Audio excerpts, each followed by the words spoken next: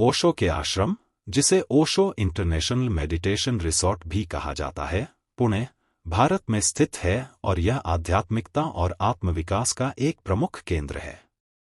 यहाँ विभिन्न गतिविधियों और कार्यक्रमों का आयोजन होता है जो लोगों को ध्यान, आत्मनिरीक्षण और आत्मज्ञान की ओर प्रेरित करते हैं। आश्रम में होने वाली गतिविधियों को विस्तार से समझने के लिए निम्नलिखित बिंदुओं पर चर्चा की जा सकती है।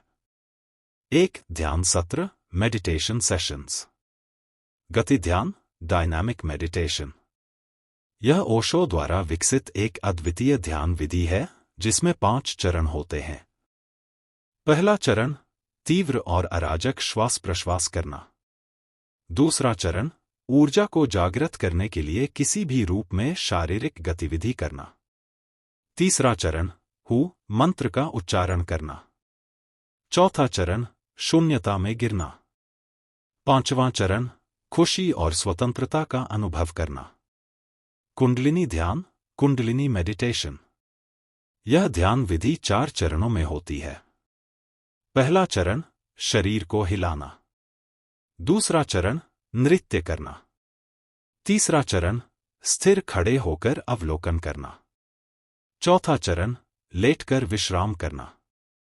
2. सत्संग, सत्संग।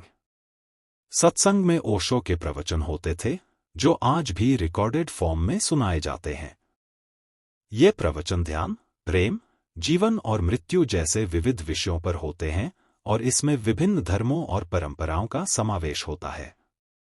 3. शारीरिक गतिविधियां, फिजिकल एक्टिविटीज। योग और ताई ची। आश्रम में योग और ताई ची की कक्षाएं भी होती हैं। ये शारीरिक और मानसिक स्वास्थ्य को सुधारने में मदद करती हैं और ऊर्जा को संतुलित करती हैं। नृत्य और संगीत। नृत्य और संगीत को ध्यान और आत्माभिव्यक्ति का एक महत्वपूर्ण हिस्सा माना जाता है।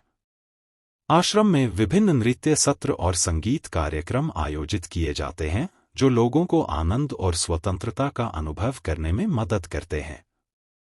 4. चिकित्सा कार्यशालाएं, थेरेपी वर्कशॉप्स।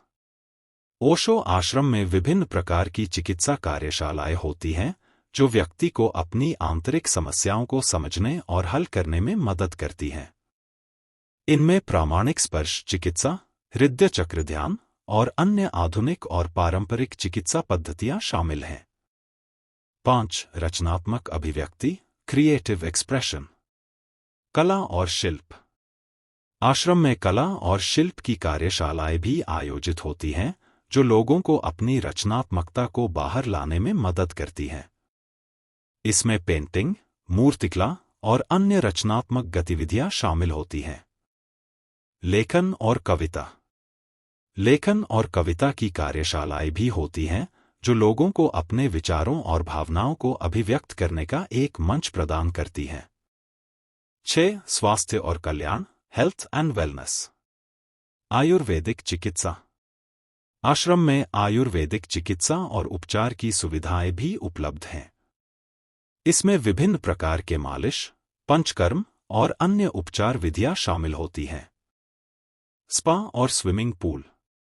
आश्रम में एक सुंदर स्पा और स्विमिंग पूल भी है जहां लोग विश्राम कर सकते हैं और खुद को ताजगी महसूस कर सकते हैं। 7. सामुदायिक जीवन, कम्युनिटी लिविंग। आश्रम का वातावरण सामुदायिक जीवन को प्रोत्साहित करता है। यहाँ लोग एक साथ रहते हैं, खाते हैं और विभिन्न गतिविधियों में भाग लेते हैं। यह एक सुरक्षित और समर्थनकारी वातावरण प्रदान करता है जिसमें लोग अपने आत्मविकास की यात्रा पर आगे बढ़ सकते हैं। 8. स्वैच्छिक सेवाएं, वॉलंटरी सर्विसेज। आश्रम में विभिन्न प्रकार की स्वैच्छिक सेवाएं प्रदान करने के अवसर भी होते हैं। इसमें सफाई, बागवानी और अन्य आवश्यक कार्य शामिल होते हैं जो समुदाय को बनाए रखने में मदद करते हैं। 9. बुकशॉप और पुस्तकालय, बुकशॉप एंड लाइब्रेरी। आश्रम में एक बुकशॉप और पुस्तकालय भी है जहां ओशो की पुस्तकें और अन्य आध्यात्मिक साहित्य उपलब्ध होते हैं। लोग यहां बैठकर पढ़ सकते हैं और ज्ञान प्राप्त कर सकते हैं। 10. विशेष कार्यक्रम और उत्सव, स्पेशल इवेंट्स एंड फेस्टिवल्स। आश्रम में नियमित रूप से विशेष कार्यक्रम और उत्सव भी आयोजित किए जाते हैं। इनमें ओशो के जन्मदिन, ध्यान दिवस और अन्य विशेष अवसर शामिल होते हैं जो समुदाय को एक साथ लाते हैं और एकता और आनंद का अनुभव प्रदान करते हैं। ओशो के आश्रम में होने वाली गतिविधियां एक व्यापक और गहन अनुभव प्रदान करती हैं जो व्यक्ति के शारीरिक, मानसिक और आध्यात्मिक विकास को प्रोत्साहित करती हैं। यह एक ऐसी जगह है जहां लोग खुद को खोज सकते हैं, अपनी आंतरिक शक्ति को जागृत कर सकते हैं और एक संतुलित और समृद्ध जीवन जी सकते हैं।